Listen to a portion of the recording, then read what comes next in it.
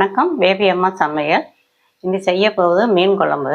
அதுக்கு தேவையான பொருட்கள்: 6 ஸ்பூன் மல்லித்தூள் வச்சுருக்கேன், 3 ஸ்பூன் மிளகாத்தூள் வச்சுருக்கேன், புளி 2 எலுமிச்சங்காய் அளவு எலும்பு, உப்பு, தாளிக்கிறதுக்கு வெங்காயம், பச்சை மிளகாய், தக்காளி, மீன் 1/2 கிலோ மீன், ரீஃபைண்ட் ஆயில் கொஞ்சம், நல்லெண்ணெய்.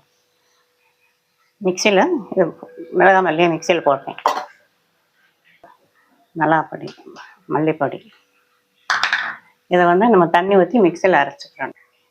மசாலா அரைச்சாச்சு.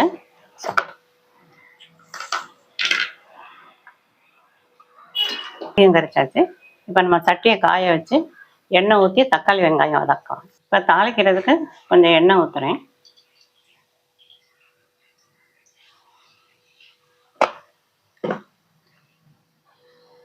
கொஞ்சம் நல்லெண்ணெய் கொஞ்சம் ஊற்றுறேன்.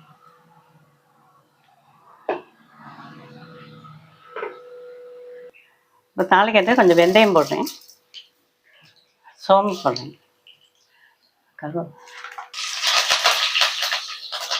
கருவேப்பிலை போட்டேன், பச்சை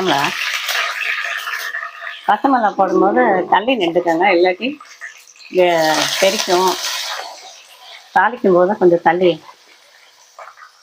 நின்று தாளிக்கணும், இல்லாட்டி தெரிக்கும்.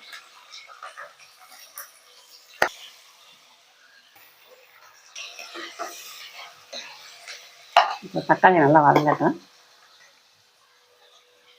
இப்போ தேவையான கொஞ்சம் உப்பு போடுறேன்.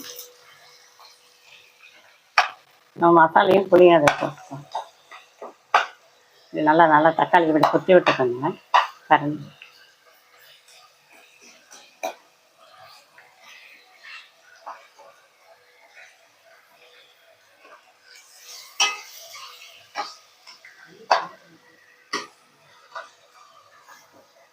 மசாலையை ஊற்றுறோம். இந்த மசாலையை அரைச்சா கழுவின தண்ணியை ஊற்றணும். இந்த மீன் குழம்புல ஒரு சின்ன மாங்காய் ஒன்று போடுறேன். மாங்காய் போட்டால் ரொம்ப டேஸ்ட்டாக இருக்கும். இதை ஒரு 10 நிமிஷம் 5 நிமிஷம் கொதிக்கட்டும்.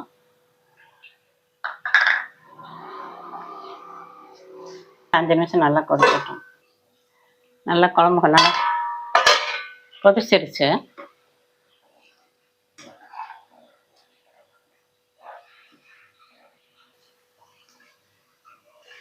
மீன் போடுறேன். நல்லா கொதி வந்துடுச்சு. நல்லா கொதிச்சிருச்சு.